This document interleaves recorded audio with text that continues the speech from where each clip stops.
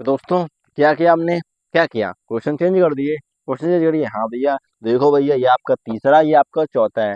तो भैया circuit change नहीं किया, आपको लगता होगा ऐसा, लेकिन नहीं, यहाँ पर सर्किट भी चेंज हुआ है, क्वेश्चन भी चेंज हुआ है, लेकिन इसका जो हेडिंग थी वो वही रही है कि निम्न परिपथों में ए और बी के बीच तुल्य धारिता निकाल ली। यहाँ पर तल्य दिख रहा है, लेकिन होना क्या चाहिए, तुल्य मतलब टोटल। ठीक है, बताएं, बता दो भैया। तो सुनो, ये आपका पॉइंट ए है, ये आपका बी है, बिल्कुल है, बिल्कुल है। ये आपका कैपेसिटर नंबर 1, मतलब इसकी धारिता C1, इसकी C2। नहीं नहीं नहीं नहीं, रखो, सबर करो, सबर करो। ये आपका पहला कैपेसिटर C1 है, ये आपका दूसरा है C2 है, ये आपका C3 है, तीसरा है, और ये आपका चौथा C4 है ना, कुछ इस तरह से, बिल्कुल है। लेकिन सोचो ना, हम इसको इसको सोल्व तो कर सकते हैं, ये आपकी सीरीज में आ जाएंगी, नहीं तो ये बीच में यार दिक्कत कर रहा है। तो सुनो भैया, बीच में कैसा दिक्कत कर रहा है, सुनो। ये पॉइंट है, ये वाला है, इसकी ये वाला पॉइंट है, ठीक है। ये आपके जो कैपेसिटर हैं, ये वाले, ये जो कैपेसिटर हैं, ये जो वाले, जो आपके कौन कौन, C2 और C3, ये दोनों कैपेसिटर आपकी किसमें जुड़े हैं, बताओ। दोनों कैपेसिटर, हाँ भैया सीधे जुड़े नहीं, समांतर में। देखो कैसे, पहला, दूसरा, ये आपके इस बिंदु से जुड़ा है, ये वाला इसका पहला सर इससे है, दूसरा इस पॉइंट से, दूसरा भी इसका हुआ, तो मतलब ये कौन सा हो गए, कौन सा हो बताओ भैया, समांतर, बिल्कुल। तो ये भैया इसकी जो कैपेसिटर है, मान लो भैया कितनी है, C डैश, ठीक है, बिल्कुल। तो ये C डैश और ये कितना मिलेगा, ये समांतर है, समांतर के लिए क्या निकालते हैं, C डैश। समांतर के लिए हाँ क्या करते हैं, C1 प्लस C2, लेकिन C1 C2 तो है नहीं, कौन सा भैया, C2 है और C3 है, तो बस C2 और C3 कर दो, ले C2 and C3, then C dash is equal to, C2 कितना है, 2 माइक्रोफैरेड, प्लस C3 भी C2 ही है, टोटल C डैश कितना मिला, 4 माइक्रोफैरेड, मिल गया। अब ये पूरा एक कैपेसिटर बन गया, कितना बन गया, पूरा बन गया। तो भैया इसकी जो आपका पहला सिरा है, वो इस पॉइंट से, मतलब पहला इससे जुड़ा है, ये वाला देखो ना, ये इससे जुड़ा है, ठीक है, और ये इसका इससे जुड़ा है दूसरा, ठीक है। अब भैया इसका पहला इससे है, देखो ना, अब ये वाला बन गया, देखो कैसे बना, देखो पहला ये रहा, दूसरा ये, दूसरे से इसका वाला पहला जुड़ा हुआ है, ठीक है, इसका दूसरा से कौन जुड़ा है, इसका पहला, तो मतलब ये देखो सीरीज बन रही है, एक के बाद एक के बाद एक। तो यहाँ पर जो आपको मिलेगा कैपेसिटर संयोजन, वो कौन सा बना भैया, यहाँ पर बना सीरीज का, बिल्कुल। तो सीरीज के लिए सी इक्विवेलेंट निकालते हैं, वो कैसा निकलेगा, वन अपॉन सी इक्विवेलेंट। देख लो ये फॉर्मूला लिखा हुआ है, 1/C इक्विवेलेंट, ठीक है। यहाँ पे मिलेगा 1/C1, 1/C2, 1/C3, तीन संधारित्र तो है, ठीक है, हाँ बिल्कुल है। लेकिन भैया C1 तो यही है, यहाँ पर ये वाला C4 है, चलो C4 कर दो, ठीक है, हाँ। C2 के लिए हमारा C डैश है, चलो C डैश कर दो, C डैश कर देते हैं, हाँ। एक स्टेप बचा दिया आपके लिए, ठीक है। आए एक मिनट, एक मिनट, ये आपका C1 था, ये C1 है, ये C डैश है C2 वाला, ठीक है। अब क्या करना, बस वैल्यू पुट कर दो, आंसर निकाल लो। 1/C equivalent is equal to 1/C1 कितना है, C1 2 माइक्रोफैरेड, 2, ठीक है। C डैश 4, 1/4,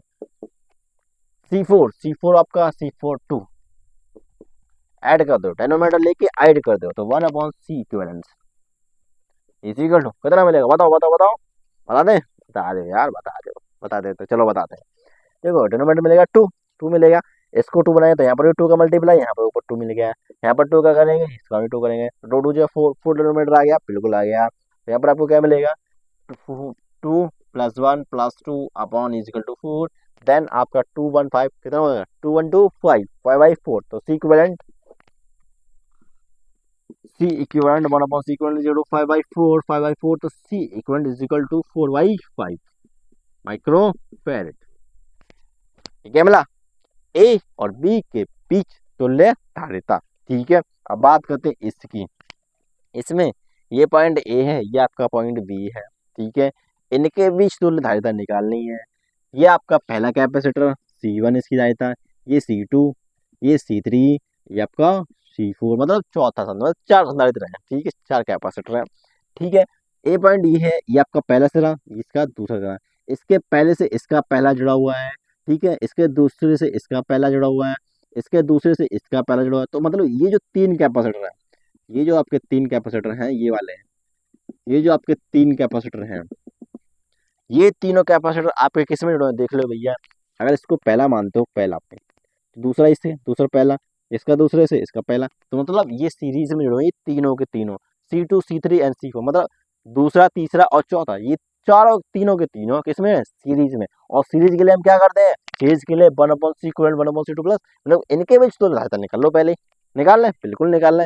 और अगर भैया इनकी आ गई तो भैया ये किस कॉम्बिनेशन जुड़ जाएंगे, तो भैया देखो ए पॉइंट ये है, इसका पहला इससे जुड़ गया, इसलिए पूरा कैपेसिटर आएगा, तो इसका दूसरा इससे जुड़ गया, मतलब ये समांतर में आ गए, पैरेलल में आ गए, बिल्कुल आ गए। तो क्या करना, करना क्या, बताते हैं क्या करना, सुनो।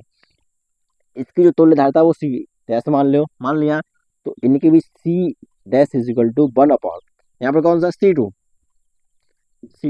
C3 तीसरे के, चौथा 1C4, ऐड कर दो ऐड साल इनको, कर दो, C dash is equal to आपको मिलेगा क्या, C2 2 है, ये भी 2 है, ये भी 2 है, 3/2, then C dash is equal to 2/3, ये मिला ना, बिल्कुल मिला।